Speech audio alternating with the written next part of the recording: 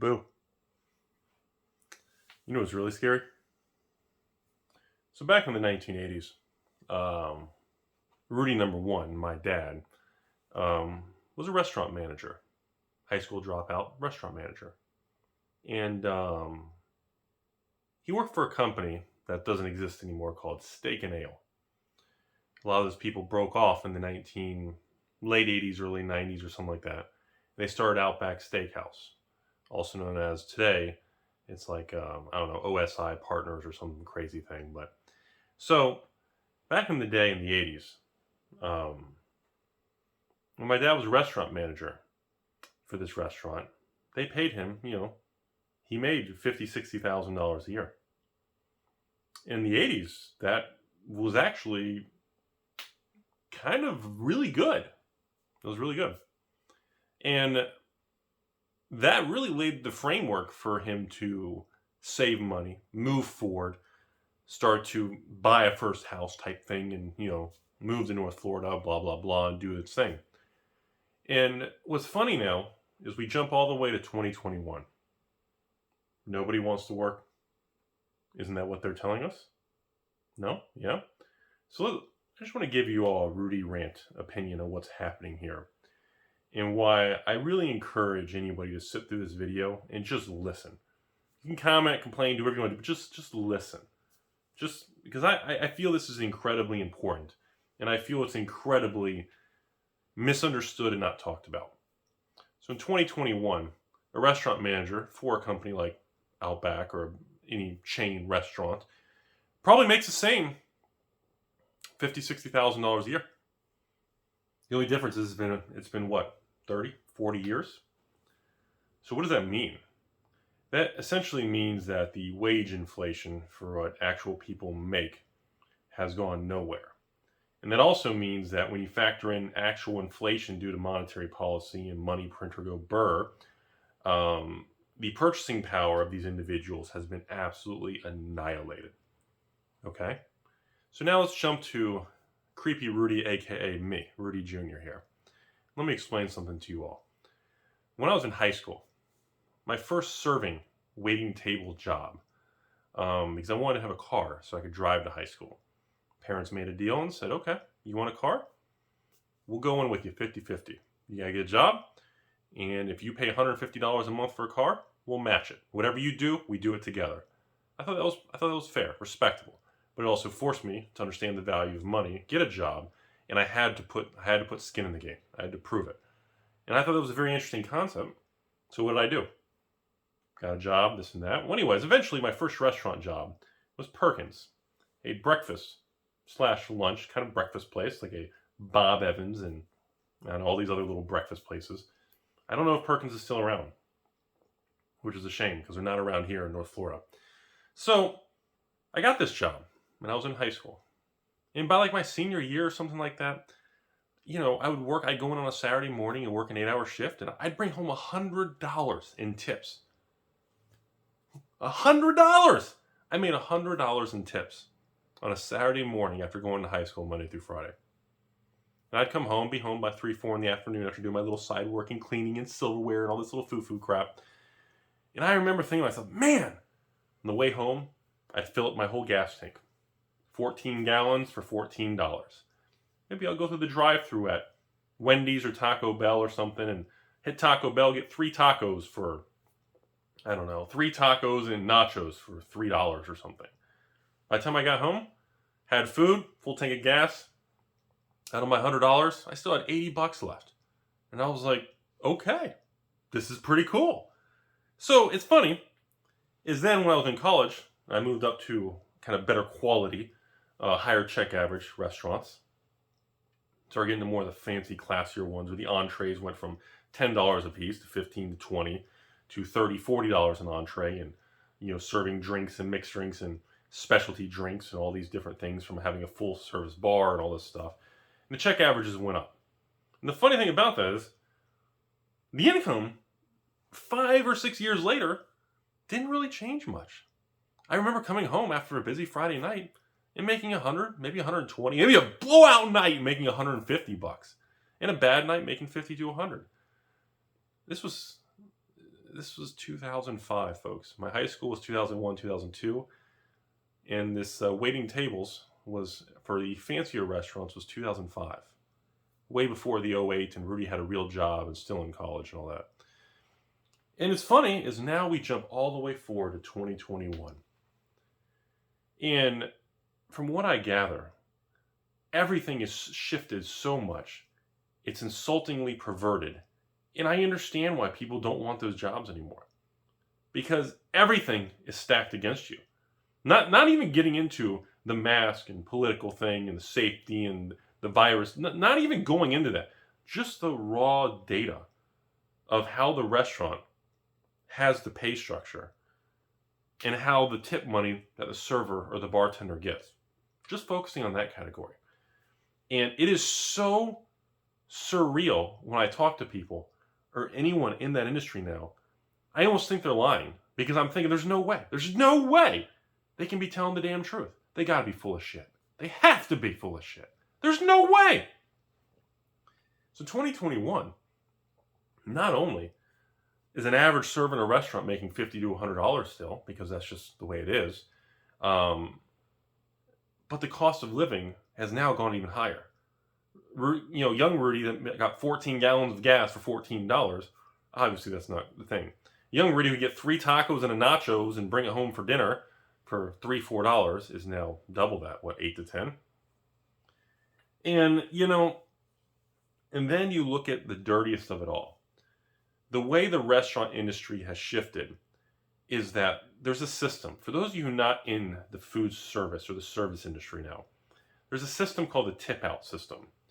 Essentially, when you wait tables or bartend pretty much most restaurants, no matter how low or high end the restaurant is, at the end of the night, you have to pay some of your income to a busser or a bartender or a host or hostess. And essentially, this system has continued to slide in that direction over the last 20 years because it was a way for the restaurant owners and the structure of a restaurant industry to reduce payroll and shift the payroll from the company to the servers so that it kind of creates an ecosystem of paying each other where the company is not on the hook for as much of the payroll. The amount of things that have shifted is so astronomical. This video, and I'm making this video very simplistic, but anyone in this industry, you're going to see the comments below. It's going to stand out. Anyone who works service or food service or bartending, you'll see the comments below. They're going to be like, dude, I know exactly what this guy's talking about. Everyone else is going to be like, flop taco, Rudy's cat, it's all scam, pump and dump, flesh and blood, Metazoo.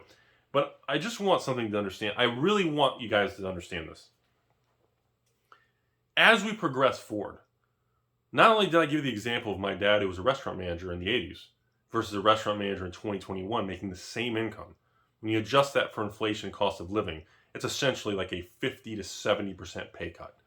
It's insane. Because I can tell you, in the 80s, when he bought a house based on that $50,000, $60,000 a year income, that house, which was a pretty good sized, nice new house, was like $80,000, $90,000 in Florida. That same property in 2021 is probably $300,000, $400,000. Yet the pay for someone who's growing up and taking the same path today, doing the same choices, the good decisions, work ethic, they cannot acquire the same asset class.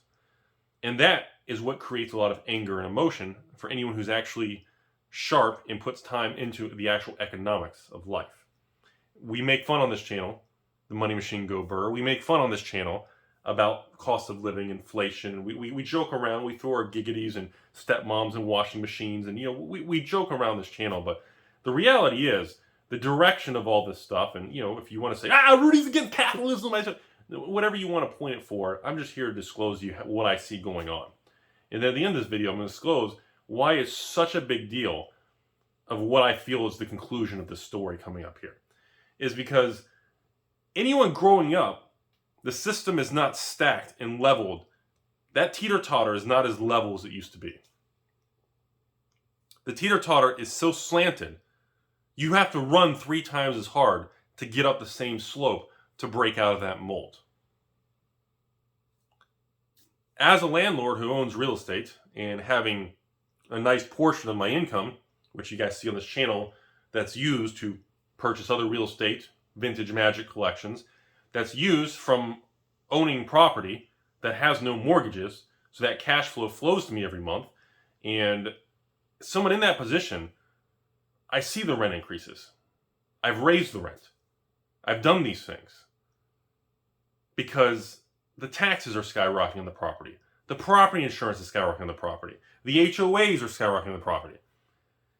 It's a forced, invisible hand momentum in a sum of the direction of everything.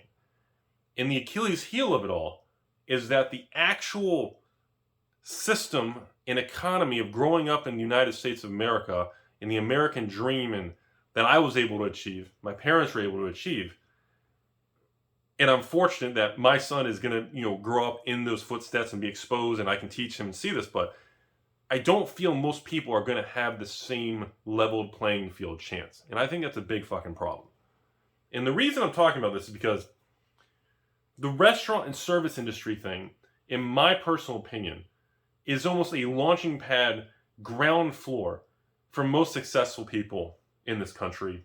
And I apologize if I'm excluding people around the world. I'm not familiar with outside the United States and culture very much, so I apologize. But in this country, most people who learn to be social and money and deal with people and navigate companies, they work through college, they have some sort of service industry job. It's very, very common in this country. Very, very common in Florida.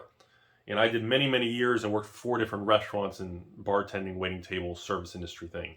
And I learned a lot, and I wouldn't trade it at all, because it really helped me form and understand and deal with all kinds of types of customers, and of just families to really wealthy people to really broke people who, and everyone in between. It was a very important thing to learn about yourself and how to deal with good things and bad things. And my main concern of making this video is I truly don't see a positive outcome for a huge chunk of society growing up in it. Because let me continue the story now. So for someone, little Timmy in high school or college now, who's waiting those tables and making the $50 to $100 a night type thing, the restaurant, to help reduce their overhead and costs, is increasing this tip-out system. This tip-out system, let me explain a little bit more in depth, is a program that all companies who run restaurants that have servers and hostesses and expos and bartenders and bussers and everything, which most restaurants have eliminated bussers, they have eliminated most, it's a way for the company to somehow legally make the servers doing the work pay for the other employees helping them, even though it's their job, which was never done in the past. As the years have progressed, this system of servers paying one employee paying out to other employees continues to expand.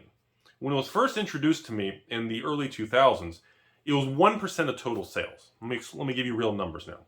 So when young Rudy here was working in Perkins, selling pancakes and breakfast and great food, really loved it. And let's say my sales as a server were $400. I cash out at the end of my shift, get my receipt, it says $400. Total tips, let's say, were 20%. I made $80. And then I had to give 1% of that $80, 1% of my sales to the busser as a tip out. That was the first time I was exposed to that. Well, 1% of $400, ladies and gentlemen, is what? It's $4. So that was my first experience of, I made $80. Now I have to give $4 to the busser. No big deal. I'll still go home with 75. Cool.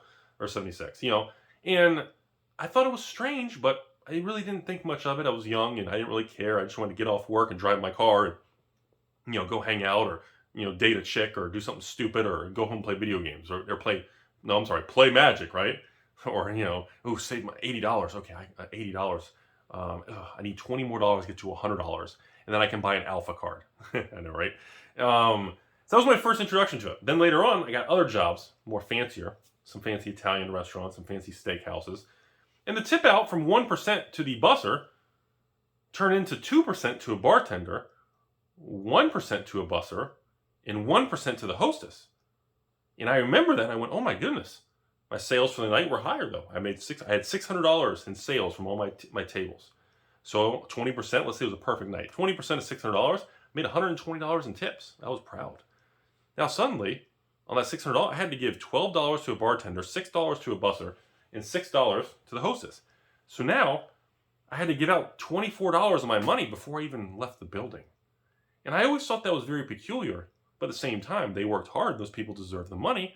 But I didn't understand why the company that hired them was not paying them. So not only has the wage growth not occurred, but it's actually been inverted. And not only has it been inverted, but the inflation and purchasing power of the dollars that a young person acquires has been diluted so poorly, it's nauseating. So here we are in 2021.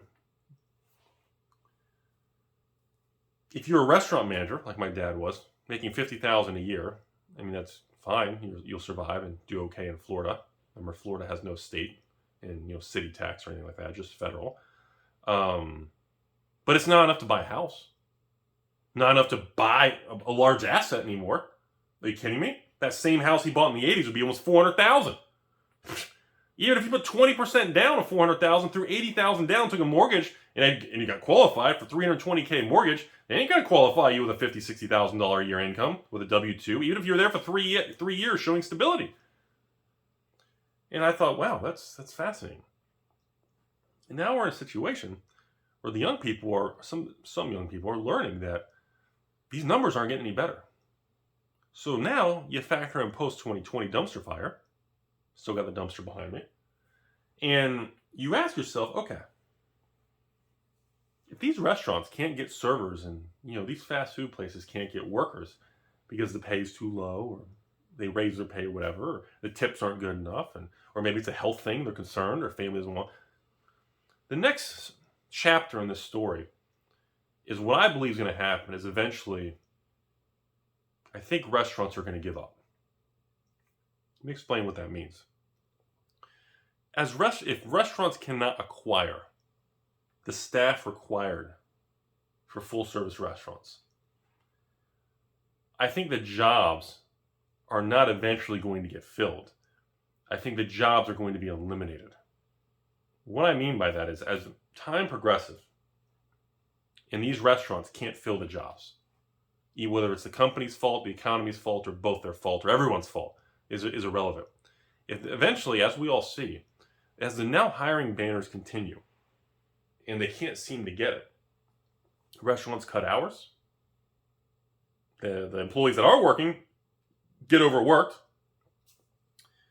and eventually what I feel is now where we're at is in the next 1 to 5 years, these jobs are going to be given up, and they're going to be replaced, and automation is going to take over.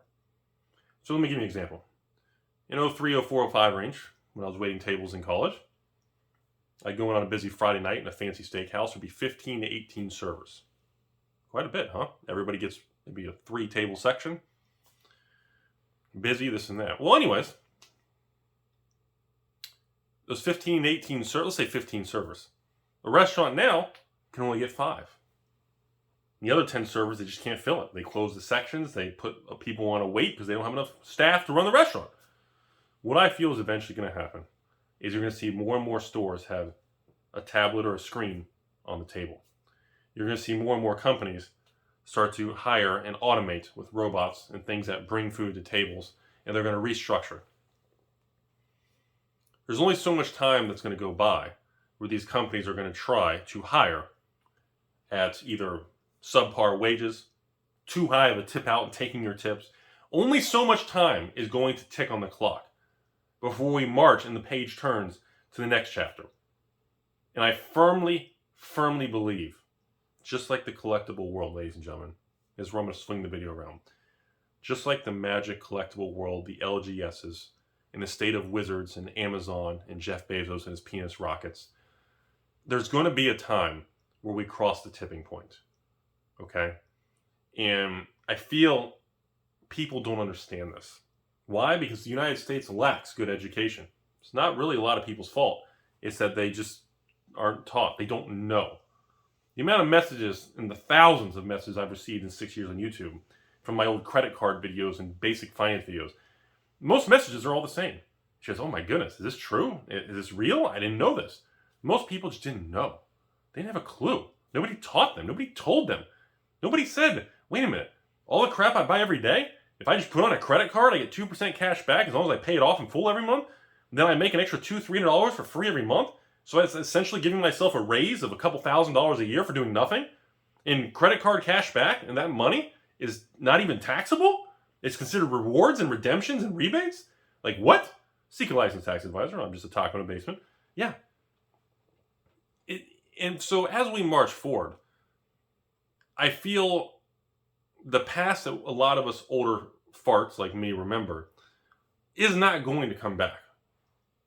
And I think that's the nasty thing that I don't want to say, you don't want to hear, and we don't want to accept. I firmly believe that pre-2020 is never, ever fucking coming back. Ever.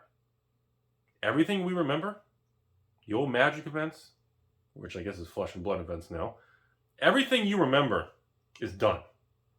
And the funny thing is, I know now I'm going to rock I'm going to rock your brains out there, Timmys. The funny thing is, all we do is remember it. Time is a very finicky thing. Technically, the only reason we have memories is it's a defense mechanism. So we know what to do and what to prevent to not hurt ourselves next time and be smarter on the next day. Time is a finicky, silly, philosophical thing. But I do know, as companies in capitalism and business owners move forward, they're not going to sit around and have empty restaurants because they can't hire people. And they're only going to be willing to raise the salary so high before the yield on the employee does not justify the higher number. The mathematics, the finance doesn't work. Yeah, some people are just cheap, like me, and some people are just selfish and like me, or evil taco slinging people like me. At the end of the day, the value of an employee must yield greater than or equal to the pay to be self-sustainable for a long period of time. Whether you want to hear that or not, that is basic econ 101. You can't pay someone $100 an hour as a hostess, no matter how hot the chick is and no matter how good the guy looks. I wish I looked that good. But the reality is you can't pay that person $100 an hour if they're only netting or yielding for the company $20 an hour worth of productivity. Because in a long enough time frame, your survival of the business will go to zero. And that's the issue with this stuff. Yeah, I know, this is a long speech for a one-cut video. Kind of crazy, huh? I'm just in that mood today. I had to film this. I don't know when you guys are going to watch this. It's being filmed at the beginning of September. So I don't know when you guys will watch this. But that's the problem here. So with inflation getting worse, it's going to accelerate this process. And these jobs that can't be filled right now are not going to get filled. They're going to be removed. They're going to be eliminated. They're going to be destroyed and gone. They're going to be nuked, obsolete, removed due to technology and AI. I'm telling you all, over the next 10, 20 years, the conclusion of this video is I believe you're going to see some of the biggest restructuring in fast food, retail, and food service that we've ever seen in human history. And I'm going to be on record for it. No one's going to remember this. I'm not a 10 million YouTube subscribe channel. My videos don't go viral. Actually, videos like this don't even, usually these get lower views. And I'm just telling you all, in my opinion, the world is changing at such a rate. And I don't think the average person sees it. And I don't think it's the average person's fault because they're just trying to survive from day to day. And that's the nasty reality of this. I feel that we're going to move forward into a future where all these entry-level jobs from younger individuals that I used to do, and many of you still do, and from retail and food service and any of these industries, they're going to start disappearing. We're going to see fast food places that instead of having 10 people working at Taco Bell or McDonald's or Wendy's or Burger King or Chick-fil-A, you're going to see 2 people running the whole place. One person cleaning, one person making sure the robots are working good. You're going to pull through or order on your phone, you're going to request a bunch of items, and you're going to see these things. They already have them.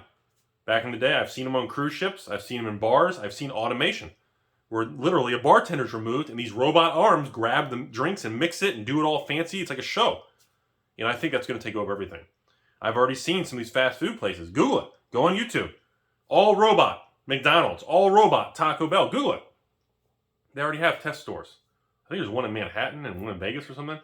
And I think that's the future because these companies know the labor issue and inflation and wages. All these categories that are pulling and pushing each other are not going to get along. They're not going to line up.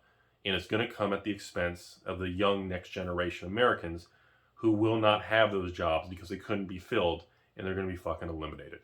And I don't know what that means in the grand scheme of 20, 30 years plus and what that does to an economy, but I can tell you it's coming. And that's my personal opinion. It's going to get there. I just don't know when. It was the same thing in 2017 when I said, Bazaar Baghdad's going to go to $2,000 a card. It's coming. I didn't know the exact time frame. I didn't think it was going to be that quick. But not only did it happen, but it's now a bargain. Hell, if anybody has Bazaar Baghdad's and you're willing to sell them for $2,000, please send me a message. AlphainvestmentsLLC at Gmail. But that's just where it is. And I just wanted to share my perspective on restaurants, non-magic, non-CCG related. And I just wanted to get this off my chest and talk about something I talk about privately and I think about quite a bit. And, my days of, I did many, many years working these restaurants and in college and everything. There were many segments. I worked 7, 8, 9 days in a row and picked up shifts. And I was very money hungry just to do that while I was in school. And this was in 04, 05, 06, which I used to buy Alpha cards. And, Alpha starter decks were $799. And grading Alpha cards with PSA was, $6 a card and blah, blah, blah. That's what I did. That's how I funded it. And, I think everything I just said is a disappointing thing.